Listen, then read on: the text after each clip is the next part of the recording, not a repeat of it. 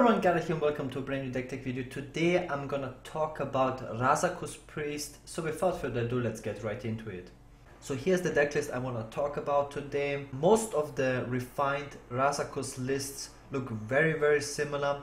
A lot of people are playing Priest. So if you have a lot of people, like the best players, all coming together and trying to figure out the best possible Razakus version, then we will find those refined lists way quicker than, let's say, a Kazakus Warlock or let's say a Tempo Warrior, because way less people or way less good players are working on these lists. A lot of people brought Razakus Priest to preliminaries. They expected it to not be banned because most people expected Druid to be banned. So I think the most refinement and the most work the top players put into is definitely the Razakus Priest, and so it really came down to the cycle version, what I wanna call it.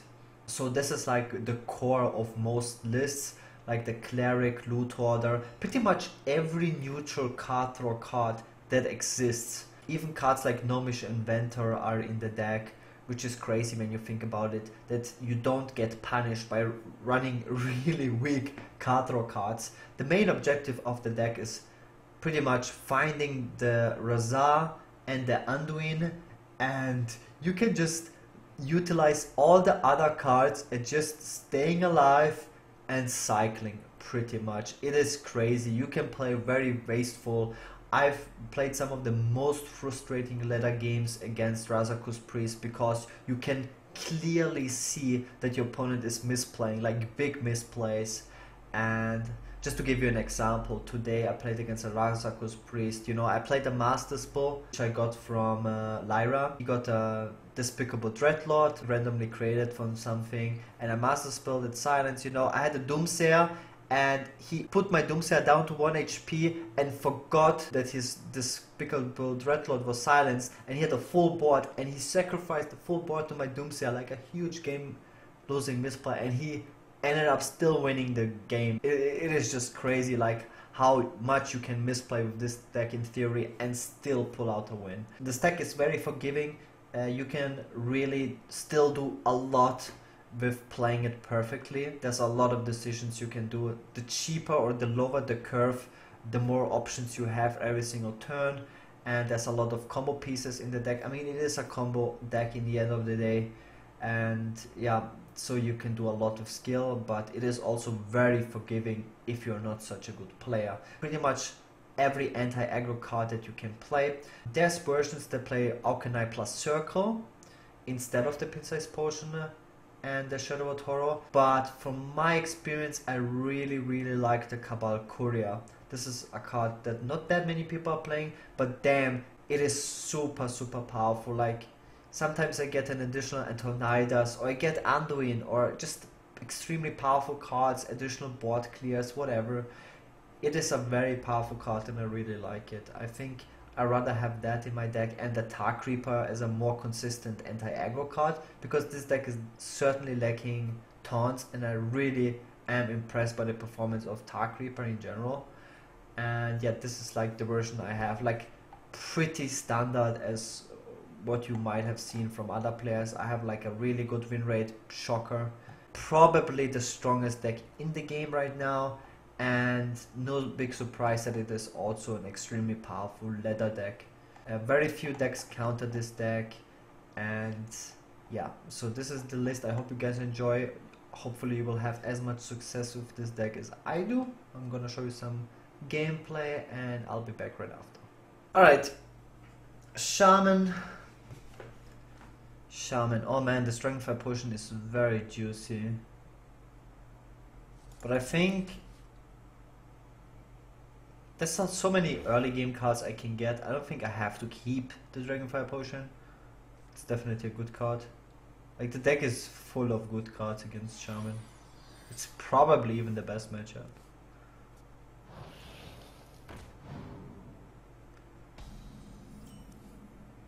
So here I can coin out.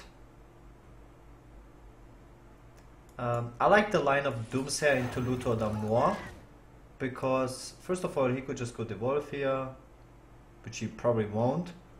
But I expect him to pass, totem pass. But if he has a weapon and kills the loot holder, and then he has a flame tongue follow up, he clears. The Doomsayer doesn't clear. So I like coining out the Doomsayer when I have the proactive play after the Doomsayer.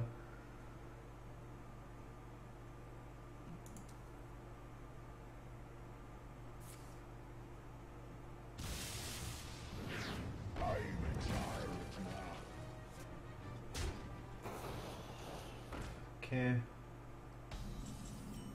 That's perfect.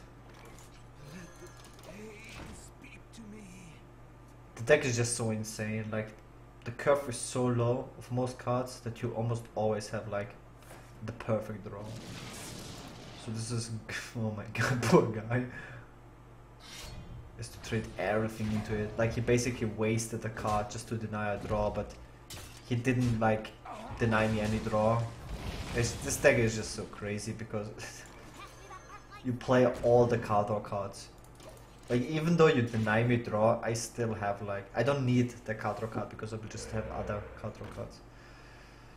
The light protects. It's really crazy powerful. I can just go, I don't like the Shadow Tower because I have the combo with the Pint-Size Potion. So even if he goes up against the wolf, I probably have an answer to it. I like the silence a lot though.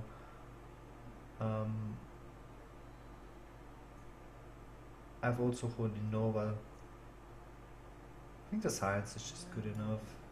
Is someone injured? Hey, give me a minute. And silence.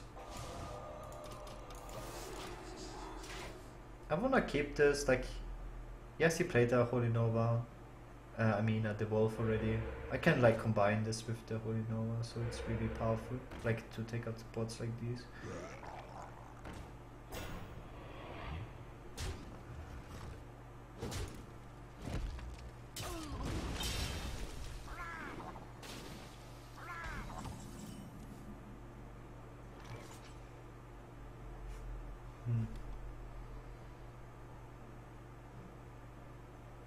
Honestly, I probably wanna kill it.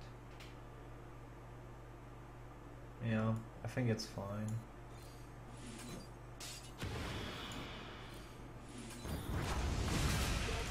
I mean, he's out of cards, and I have 2 more board clears, most likely.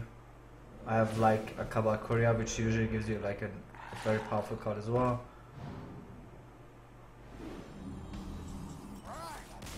Yeah, this is just a clear example of most games look like this one. That's it for today's tactic video. Hope you guys enjoyed it. As always, I'll be back tomorrow with another video. Tomorrow I will start a brand new series once again. The title will be my strongest weekly ladder deck, where I go over the entire week. I pretty much play every single class, or the strongest decks in my opinion of every class. Or I'm also playtesting a lot of different archetypes during my streams, and then I do like a weekly recap on Sundays, and where I talk about like my experiences of the ladder. And what is really cool in the first episode is because the balance patch hit kinda on Tuesday for me this week, so it's kinda early in the week, so this is kinda interesting how that shaped things up on the ladder. So thanks so much once again for watching. Make sure to leave a like, comment and subscribe if you enjoyed this video. I'll be back tomorrow and see you guys then. Peace!